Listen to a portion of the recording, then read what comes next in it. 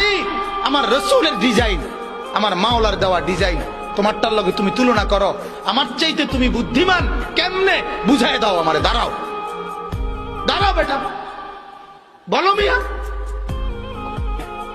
কোরআনুল কারীমে আছে আল্লাহ তাআলা বলেন, ওয়ালাকাদ খালাকনাকুম সুম্মা সাওয়ারনাকুম, বান্দা আমি তোমাকে বানিয়েছি, আমি তোমাকে সাজিয়েছি। বানাইছে কে? সাজাইছে কে? এটা কোরআন। আল্লাহ বলে আমি বানিয়েছি, আমি সাজিয়েছি।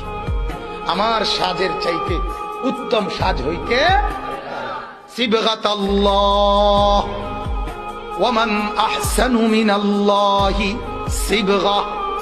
আল্লাহ বলেন বান্দা আমি মাওলার রঙে রঙিন হও, আমি মাওলার রঙের চাইতে উত্তম কোন রং ঢং আর হইতে পারে না।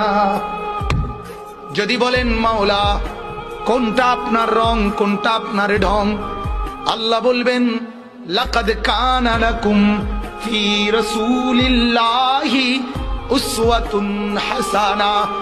আল্লাহ বলবেন বান্দা ওই যে আমার এক বন্ধু পাঠিয়েছি, যে বন্ধুকে 63 বছর জমিনে রেখেছি, যে বন্ধুকে 23 বছর দিবানিশি তোমাদেরকে দেখিয়েছি, বন্ধুর হাসি, বন্ধুর কান্না, বন্ধুর হাঁটা, বন্ধুর চলা, বন্ধুর আহার, বন্ধুর নিদ্রা, বন্ধুর চলন, বন্ধুর বলন, বন্ধুর আচরণ, বন্ধুর উচ্চারণ, ওইগুলাই হচ্ছে আমি মাওলার রং আর ঢং।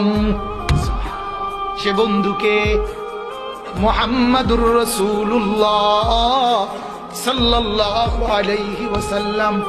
আল্লাহ বলেন বন্ধুকে দেখো, বন্ধুর মতো সাজো, আমি মাওলার মহব্বত পেয়ে যাবা। সুবহানাল্লাহ।